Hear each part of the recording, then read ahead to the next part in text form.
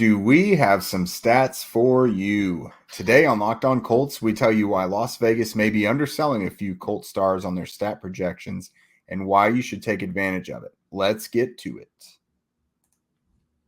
You are Locked On Colts, your daily Indianapolis Colts podcast. Part of the Locked On Podcast Network, your team every day.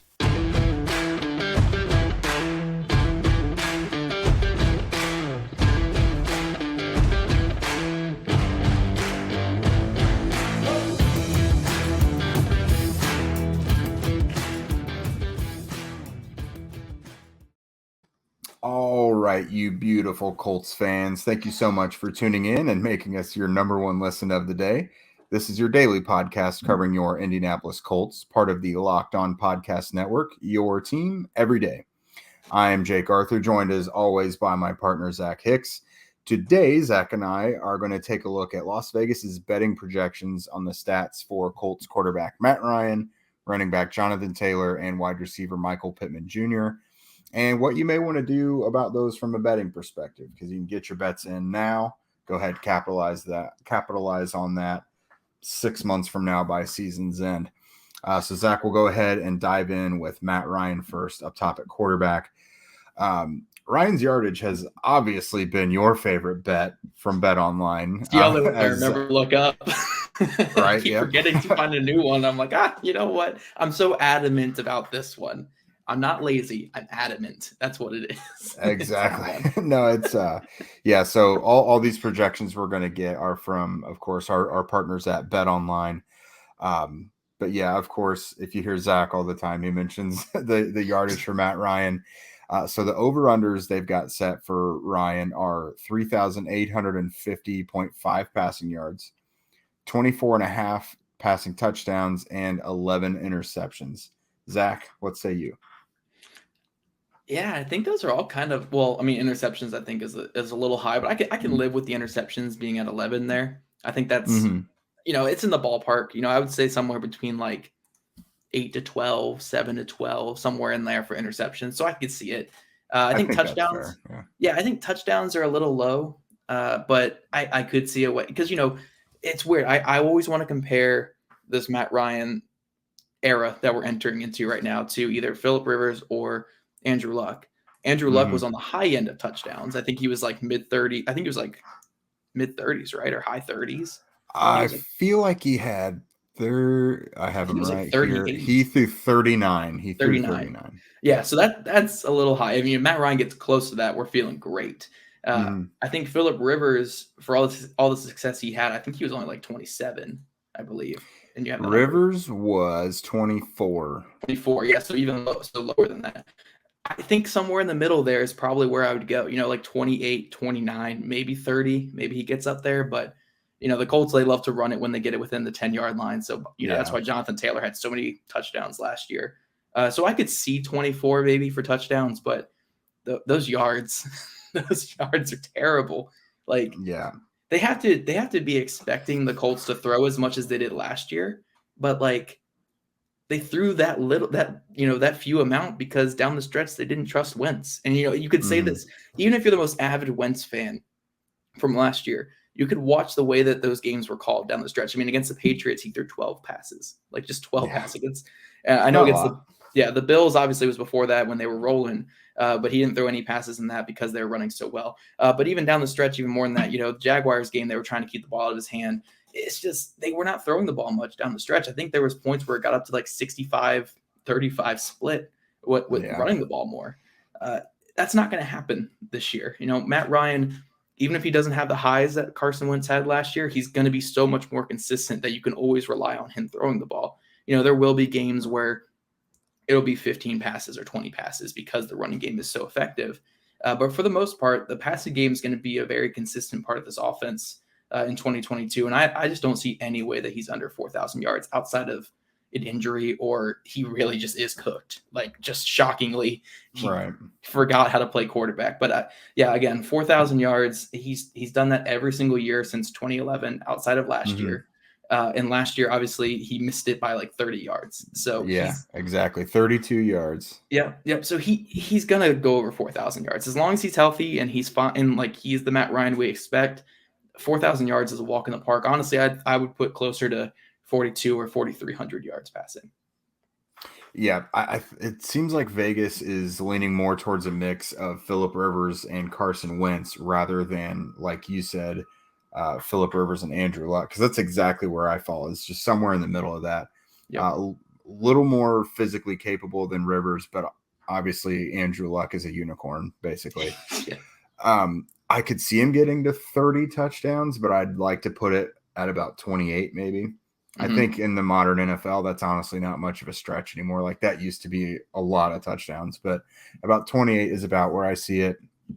I'll give him 11 interceptions. That's fine. Yeah. Again, that's another thing. It seems like a lot because you have guys like Aaron Rodgers who throw like 5, but 11's not that bad. Like Andrew Luck was a pretty regular 10 to 15 interception guy. Usually you can live with it. It's fine. The yardage, definitely smashing the over on that. I think Phillip Rivers was at like 3,900 and Andrew Luck was 4,500. So anywhere in the middle, 42, like you said, is probably what we're looking at. But the reason being, of course, we don't know what to expect outside of Michael Pittman Jr. at receiver, but I think people look too singularly at the wide receiver group as the pass catchers. But you've got Mo Alley-Cox, who I think Matt Ryan is going to be a pretty big fan of. We don't know what the roles for Kylan Grants and Jelani Woods will look like. They're young tight ends, so who knows? But Jonathan Taylor and Nyheim Hines, that is a great group of pass-catching running backs right there. Anything you get, Ashton Dulin and Alec Pierce, both of those guys can stretch the field.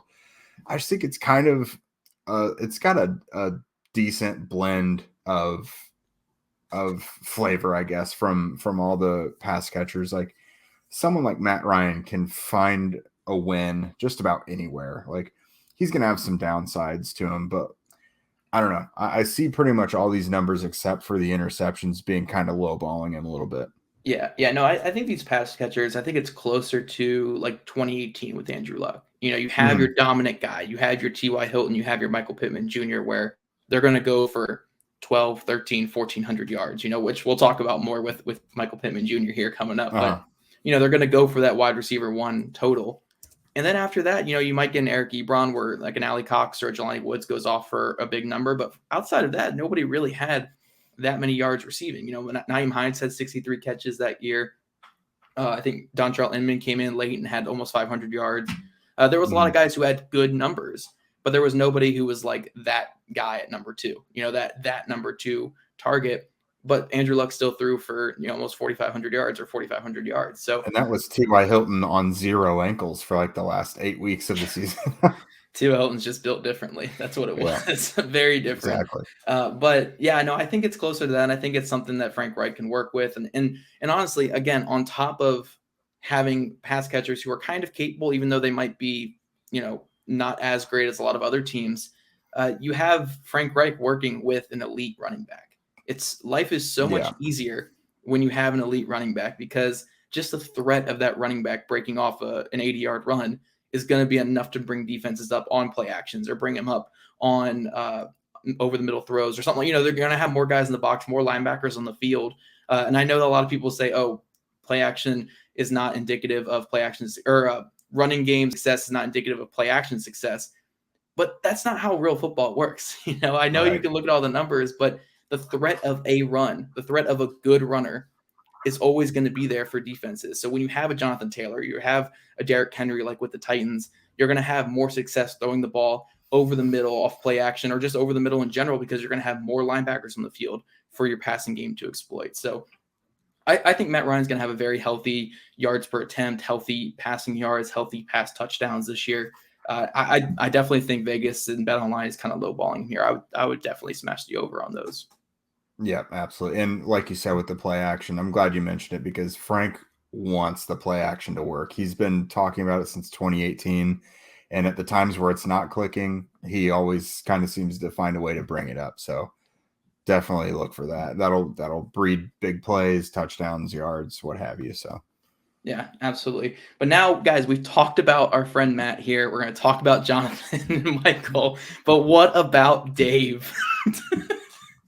That was Jake's joke, everybody. That was not my joke. Our good pal Dave, everybody. If you're living paycheck to paycheck or struggling to make ends meet, it can be really stressful when unexpected expenses come up. But Dave can help us get out of a pinch when we really need it. Not Matt, not Jonathan or Michael, but Dave can help us get out of this. Well, unless you're betting the over on Matt Ryan, that might get you out of your financial trouble. Dave is the banking app that can help you get up to $500 instantly with extra cash. That's more money to fill your tank, buy a wedding gift, or catch up on bills. You can finally tackle those expenses that have been stressing you without any hangups. There's no interest and no credit check needed.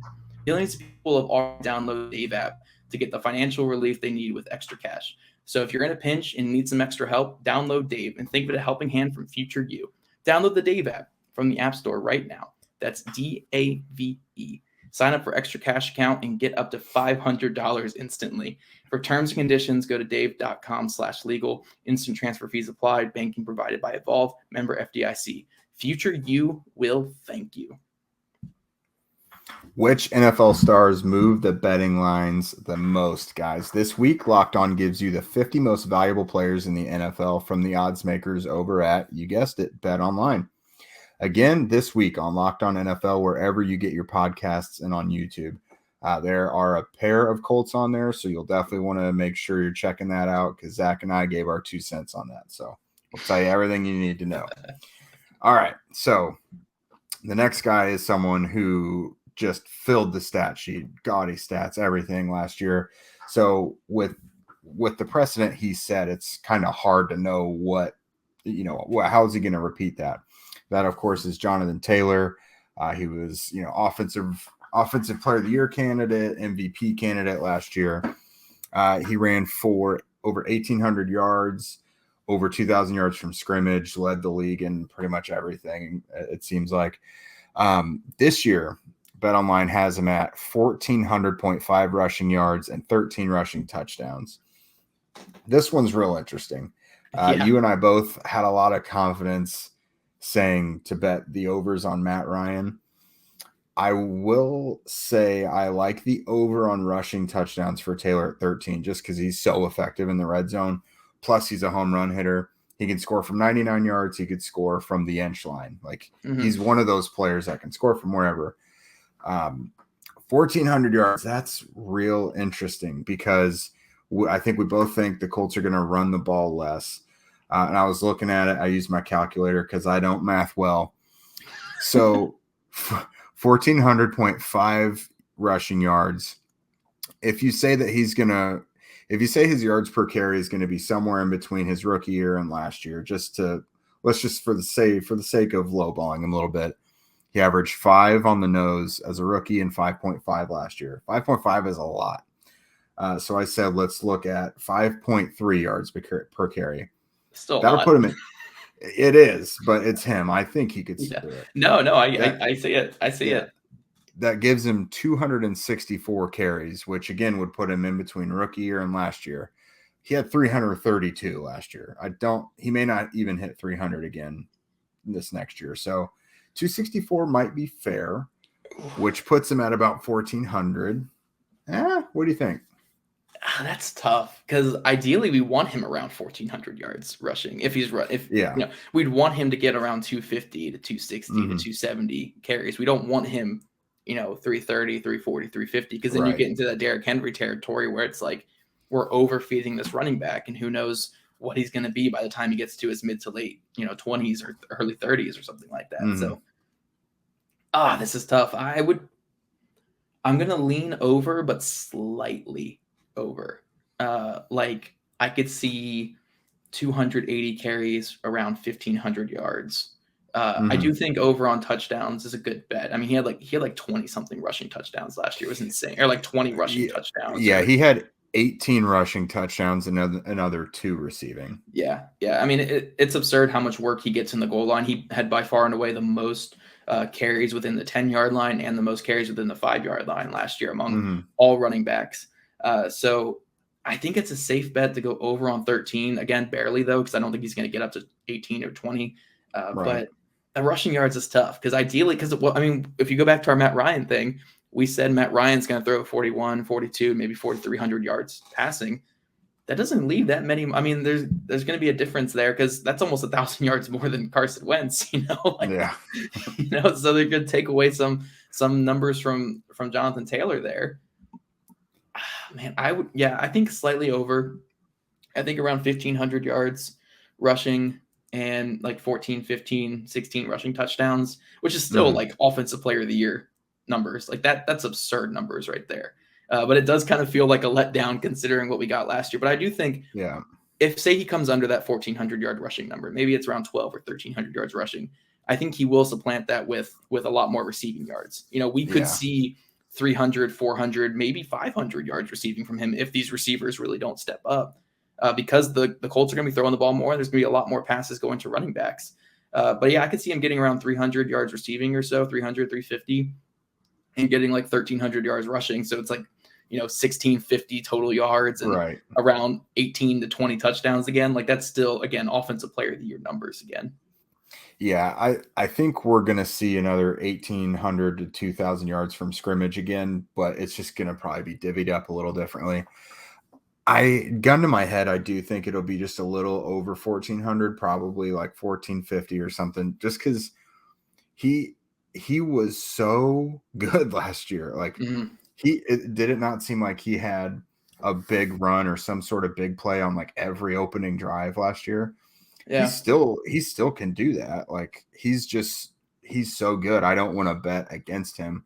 The rushing touchdowns at was it 13? I do think the Colts will pass more in the red zone just because Matt Ryan is so much more accurate and you can trust him to pass in the red zone more. I still think he goes over the 13, 14, but it won't be 18, 19, but I think I'll give him the slight over on both. What's weird about Taylor though, which he kind of has, it's kind of like that Jamal Charles type feel with him, where his rookie year, it was like, okay, for half the year he was kind of quiet, but when he got going, I mean, it was he got 1,000 yards quickly. He looked like Wisconsin Jonathan Taylor real quick.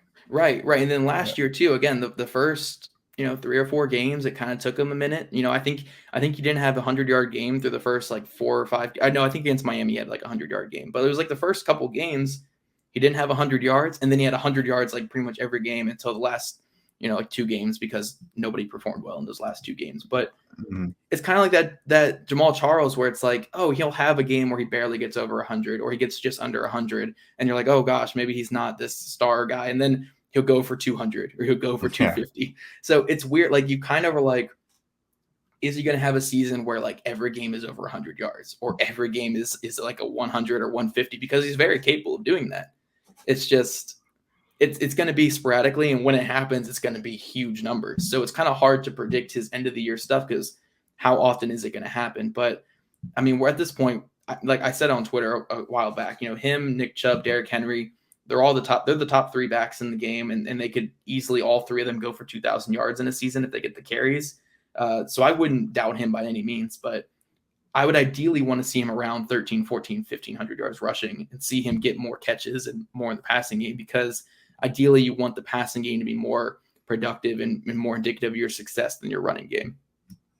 Exactly. Perfect world. He's got 13, 1,400, and it's an indicator that the passing game is working, because as much fun as it was to watch him dominate last year, it came because the passing game was just so inconsistent. So I think we all would give up a little Jonathan Taylor productivity to see more from the passing game. Sure. Guys, let us know in the comments or in a review if you agree with our stance on Ryan and Taylor's stats. But before you do that, let's dive into Michael Pittman Jr. following an ode to chocolatey goodness. From the people who invented healthy and tasty come the latest gift to your taste buds. You've probably tried the amazing coconut brownie chunk Built Bar, but guess what? Your friends at Built have given coconut brownie chunk the Puffs treatment. That is right. The coconut brownie chunk Built Bar flavor you love in a deliciously chewy marshmallow covered in 100% real chocolate. It's like a fluffy cloud of coconut brownie goodness. Coconut brownie chunk puffs are only here for a limited time. Go to built.com now to make sure you don't miss out. They're going fast because they taste amazing. All Built bars are made with the collagen protein, which your body absorbs more efficiently and provide tons of health benefits. Eat something that tastes good and is good for you. The best part about Built Puffs is, of course, they taste amazing, but you can enjoy them guilt-free because they're actually good for you. That's big to be able to eat something, when you have a sweet tooth and, you're not worried about the carbs, fat, all that stuff. They are actually a perfect treat, perfect for when you've got a craving or you need to satisfy your sweet tooth, like I said, or you need a quick, healthy snack. They are an excellent source of protein. Delicious coconut, rich, sweet brownie, creamy marshmallow. Stop fantasizing, Zach, and get to built.com to order your box of coconut brownie chunk Built Puffs right now. Go to built.com and use our promo code LOCKED15 and get 15% off of your order. Use promo code LOCKED15. All right, now we move on to another breakout star from last year. That's Colts third-year receiver Michael Pittman Jr. He looked good as a rookie. He had a little hiccup midway through. He had the compartment syndrome in his leg.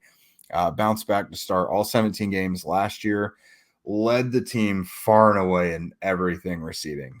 He had 88 receptions, 1,082 yards, and 6 receiving touchdowns. I've written it before, but he led the team by like almost 70 targets, 50 receptions, a bunch more yards. Like it wasn't even close. So with that in mind, the Colts really haven't done anything to threaten his spot or like threaten his targets for the most part. Like they still have the young nucleus of guys they had before, but they've added Alex Pierce, who is a rookie. So you kind of have to keep that in mind. He's still very much the top dog in the pecking order. And with that, BetOnline has set his over-under at 85.5 receptions, 1,025.5 receiving yards, and 6.5 receiving touchdowns. What say you, Zach? I like receptions around that. I think receptions are fine. Touchdowns are volatile, so I don't really – it's hard to say yay or nay on 6.5 touchdowns because it really could go either way. I think the yards are very low, though. And I think might go hand in hand with what we're saying about Matt Ryan, but I don't see him taking a step back in receiving yards this year. I don't like – yeah, yes, the targets were insane last year to him. Again, it was like 26% of the targets in the offense to him last year. Like it was absurd how many targets went his way. But even if the targets come down, you got to think the efficiency is going to go up this year. He's going to have more receptions on, he's going to have a higher catch percentage on targets coming his way because there'll be more catchable balls going to him. And also the offense is going to be opened up a little bit more just because, again, you have a more efficient quarterback. You're going to have a more consistent quarterback. You're not going to have games where, even if the passing offense is kind of having a slow game, it's still going to be an effective offense. There were games last year where there was 0 passing offense. So Michael Pittman Jr. was having 10-yard games at times or something like that. It was kind of inconsistent because the passing game was inconsistent. With a more consistent passing game, with a couple more, I'm not going to say that other threats in this offense are better than last year's, but they're more explosive. They're a little more, you have to count for, Jelani Woods is more explosive than Jack Doyle. Alec Pierce is more, Alec Pierce is more explosive than Zach Pascal. Like, you have more explosive weapons that defense have to account for, which lets Michael Pittman Jr. operate in that intermediate type game. I just think he's going to be so much more efficient this year. I think you're going to see the yards per catch kind of go up. You're going to see more targets or more efficient targets to him.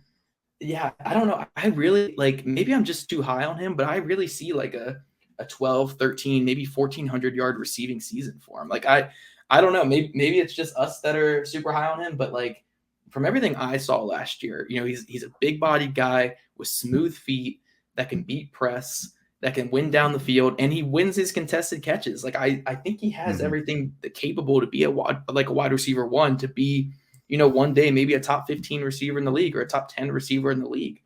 Now he's got a quarterback that can better utilize him. I really think, 12, 13, 1,400 yards is very capable for him. Yeah, absolutely. I actually wrote about this the other day, and it caught a lot of traffic just because people, that's something that a lot of people seem to be passionate about, is him taking a dip in production just doesn't seem very realistic. The receptions is really close, like he's just a couple off of last year. But I would put him closer to 90, I think. That's not much of a stretch anymore with how much more passing there is. Plus, even though Carson Wentz, that was the guy that Carson clicked with the most, Matt Ryan is more accurate. And then so Carson targeted him a lot, but it wasn't always accurate. Ryan is more accurate. What were Pittman Jr.'s targets last year? Wasn't it like 130 or like high 120s? Yeah, 129, I think.